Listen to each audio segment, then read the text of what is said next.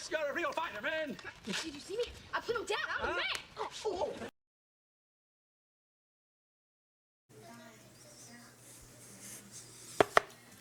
Man, I'm running late today. Hey, how you guys doing? So, guys, let's keep it short and sweet.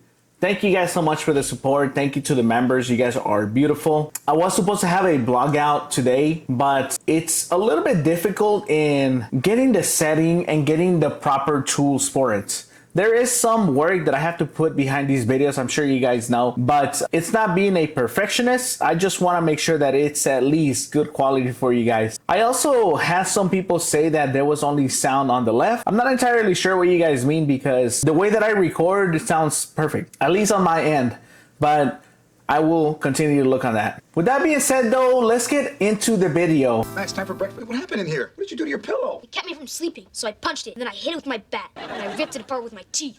Today's episode is the art of boxing. We start off the episode with Max having trouble sleeping. Now he's clearly a little too aggressive about the fact that he can't sleep, and honestly, who wouldn't be? Dude, imagine trying to get some sleep and you just can't. It's the most irritating thing possible. George obviously tries to figure out what's going on, but he needs the big guns to come and see what's happening. Angie, you want to get in here and bring a crucifix? Max! This is a crazy thing. It's like, who actually does this, bro? Like, ripping up your pillow just because you can't sleep? That's like straight up stress. Like, that's a stress disorder right there, bro. You're that angry. I can't sleep. I haven't been able to for a week. Well, why didn't you tell us? Well, I already have dyslexia and dyscalculia. Of course, Angie is trying to go easy on him and offers to take the day off so that Max can kind of just relax for the day. The last thing I need to find out is that I have dysleepia. It's called insomnia.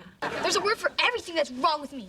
You're under a lot of pressure. What do you say we take the day off from school and I bring your breakfast up here? Kind of take his mind off of things. And honestly, I feel like I would parent this way. You have to look out for your kids. But Max is also picking up the wrong lesson here because it sounds to me like Max is just thinking about all the negative stuff, all the bad things. And I understand it's a lot of pressure, but there's always a way to go on about things. George obviously still thinks there's something going on with Max, and he's got the perfect recipe for this. Be gone! Nighty-night. Not just for him though, for Benny as well, because you need a blessing or two when you're gonna interact with Benny. An 11-year-old should not be awake all night. Be gone! Of course, we come to understand that Max is stressed out because of school. He has a test coming up and he feels like he's gonna fail and thus flunk the grade as well. And staying awake all night's not gonna happen past the 5th grade. We then have Vic come over to the house and George just always greets Vic in the unfriendliest way possible. Hey, Vic, you know they sell bacon in the stores and you can even cook it at your own house. George, maybe he needs a psychologist. He's not crazy, Angie. He's just old and lonely and too cheap to buy his own breakfast. I get that Vic is also kind of smart-assy, but like, Jesus. I mean, you guys have already outgrown a lot of your issues. It's like, by this time, you're just willingly being negative to each other. Angie, of course, though, thinks that Max might be going through something deeper and suggests therapy. Oh, Daddy, he's so stressed out about school. He ripped up his pillow last night. Does your hospital have any good child psychologists? Now, for some reason, George is against this whole idea, and it's not because he has something against therapy or he's gonna approach it a whole different way. It's because he's got the Lopez way, and it's honestly one of the worst ways possible. Psychologist? Look, no way. Look, Angie, we're Lopez's, and we don't go for help until right before it's too late. Angie, of course, has to get advice from possibly the wisest person in the room. Therapist for the week. Castro stole my island and a web designer stole my wife. Are you see me crying like a baby to someone who thinks that smoking a cigar is a sign of latent homosexuality? Except the wisest person in the room is out of pocket with this line. Sometimes a cigar is just a cigar. Well, unless it's a Dominican or a Honduran. Those are specifically grown for homosexuals. This line really makes Vic sound extremely old school. Now, Angie suggests art class because it's one of the things that might be able to help him just stay distracted a little bit. But obviously, George being George is not gonna agree with this. Like, what about an art class? What? How's art gonna help him get rid of his frustrations? Oh, I am so angry. I will paint a lively French cafe scene. Until Vic ends up suggesting a better option, according to them at least. Oye, Chico, I got it. Boxing. Boxing? When I was a boy in Cuba, I suffered from the anxiety, so my father taught me how to box. I forgot about my problems and I got stronger. Now, George agrees that this is actually something he would want Max to be in, but he doesn't know how to go on about it because Angie wouldn't approve. Look, I promised Angie I wasn't gonna go behind her back anymore, okay, Vic? I can't lie to her. But what if I lie and you not vigorously? I can do that. And Vic comes up with yet another devious plan. George, of course, is gonna go along with it because I'm not sure if he believes not telling Angie the truth is better than lying to her, but it's George's morality, honestly. I'm not surprised. Angie, I've made a decision. Tell her, Vic. Max is taking art classes. Really? For once, you're admitting I had a good idea. Admit it, George. I will be honest though, ever since I did that season 7 video, I've looked at this whole show entirely different. I'm looking at them at how they behave with each other and how it was gonna be in season 7, and it just leaves a bad taste in your mouth. We now have Max going to boxing, and George explains that he is actually doing a lot better. How's our boy doing? Having a great time, Mom, and he's sleeping like a baby. Oh, wow, look at him go. 2 weeks in the gym, and my grandson is already a killer. Now, I'm not sure if Max is getting this from Benny, George, or Vic, but Max is kind of sexist a little bit, bro. Looking good, kid. Might want to keep your chin down. Sorry, I don't take boxing advice from girls. Well, listen, if you're going to train in my gym, you're going to have to listen to me. I would agree that it's probably George just based on how Max talks to Carmen and Angie sometimes, or literally any women. Of course, Benny's going to take a quick shot at George as well. I guess toughness skips a generation, huh, Princess? That could have been a good boxer. You just never encouraged me or fed me. That's not true. Who gets strong on powdered milk? So perhaps it is George. George is overcompensating, living through Max. Layla, of course, puts her foot down, and Max kind of steps down, which honestly shows that Max just needs a little bit of direction. Max, this is Layla Ali. This is Muhammad Ali's daughter. She's the greatest female fighter of all times, man. And she's so pretty. Either way, Max being super cocky makes Layla put him up against another kid just to see where he's at. We have an open tournament coming up in a couple weeks. You might want to sign him up. And surprisingly, he's actually doing great. Max even manages to get a knockdown. I don't believe though that Max has freaking stone hands, bro. Like, you literally folded a kid with headgear, with no form. Like, brother, you got talent if you're knocking out kids at your age. Still, we can't really ever get past this whole creepy scene with Vic. I'm Dr. Victor Palmero, cardiologist, pugilist, available. I'm married. Congratulations, perhaps you should wear a ring. And Vic in the early seasons was a lot creepier than the last ones. Either way, gotta love Vic, bro. Now, unfortunately for Max, he ends up hurting himself. And it's not because somebody punched him, it's because this happens. Max, you're a real fighter, man. Did you see me? I put him down. I was mad. And so now that Max gets hurt, George realizes that he made a mistake because not only is Angie gonna find out that Max got hurt, she's also gonna find out that George lied to her. Oh, man, it's getting worse. A black guy is something to be proud of. Max, my friend, you're on your way to becoming a man. What's crazy is Vic is still basically treating him as if he's becoming a man just because he has a black eye. First a black eye, then facial hair, then making love to a woman you later found out your father paid for with a pig. Vic! A pig well spent, if you ask me. And I gotta tell you, dude, Vic is a loose cannon because who makes comments like this to a kid? Either way, they are so scared of Angie finding out. So much, in fact, that George tells Max to leave the room. Look, I'm just thinking about coming clean and telling her the truth. I changed my mind. Hide.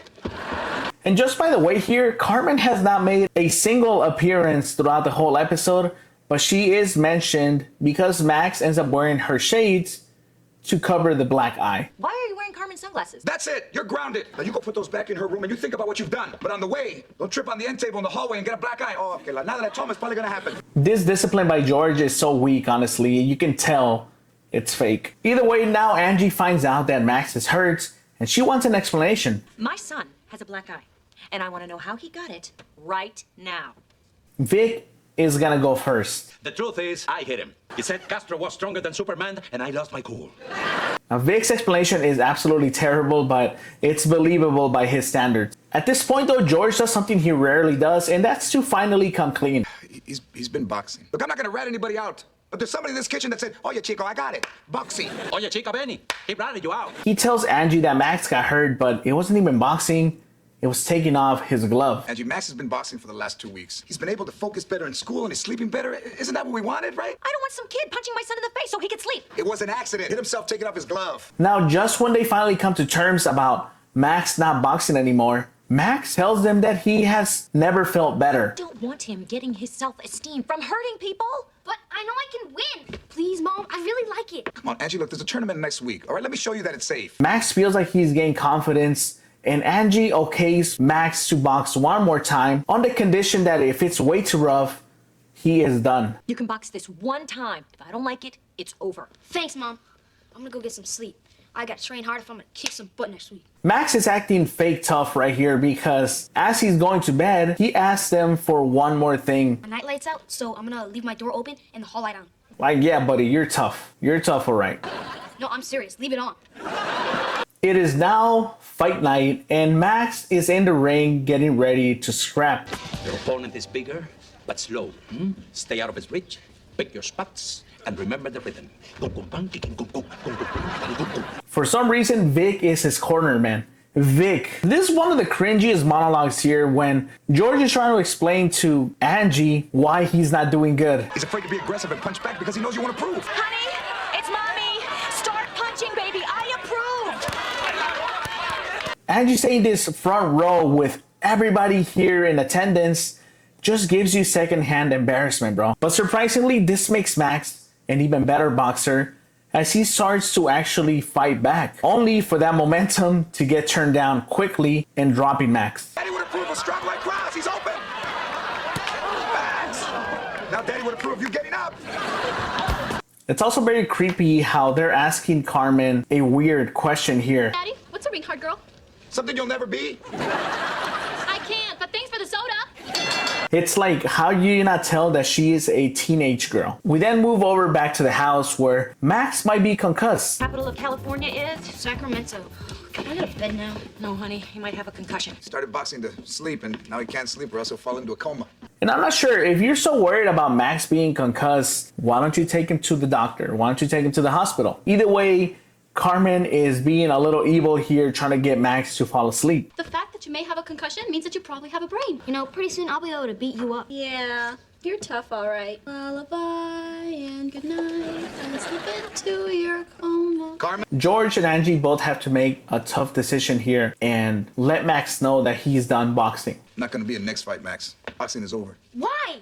So I got hurt. I can get hurt skateboarding. The difference with boxing is someone is trying to hurt you. When you get hurt, Max, Mother and I would like it to be more of a surprise. Max is obviously going to defy this because he actually enjoys boxing. And it really sucks that they didn't push him to box more. I feel like Max possibly had potential. He sounded like he was more confident. But at the end of the day, you do have to look out for your kids. Okay, what's the worst thing that could happen if you fail the 5th grade? I'll be humiliated. I'll lose all my friends. I'll have to redo all the work I hated doing this year. And every day I go to class, I'll know I'm stupider than everyone else there. Now, I'm not entirely sure why they think this conversation is going to work now that Max has actually experienced less pressure. It's like this is the conversation you should have had with Max at the beginning, not once there's a fear of him being concussed. Until we find another way to help you sleep. You're not going through this alone. Okay, we'll stay up with you. Right. We'll watch TV and we'll play games. Hey, and we'll prank call Grandma Benny late at night when she's drunk. And Max is showing valid points, bro. Like, imagine being a kid again, only to be told, hey, look, all your friends are going to move forward onto middle school, but you have to stay here in 5th grade because you're not ready. To me, this is crazy, bro. George has actually come up with a plan right on the fly. And this plan absolutely makes sure that Max feels like there's someone there for him. You're a good dad. Well, I just thought he'd feel good if he knew he wasn't going through this alone. And maybe that'll help him relax and he can finally get some sleep. Like he is right now. Max! I can't even tell you how many times Carmen has come out on this episode, but Max is the center of it. And I get it. Carmen has had her own episodes where Max barely comes out, but there's a reason why I always vouch for Carmen. And just like that, George shows just how much he actually cares for Max. This is one of the things too that always stuck with me. Alrighty guys, that's gonna be it for me. If you guys enjoyed this episode, let me know down below. Thank you guys so much for your support. I will see you all on the next one. Goodbye. Bend! Bend over! There's no bend over here, you damn kids. If you had any huevos, you come over here and say that to my guns. You'd be like that.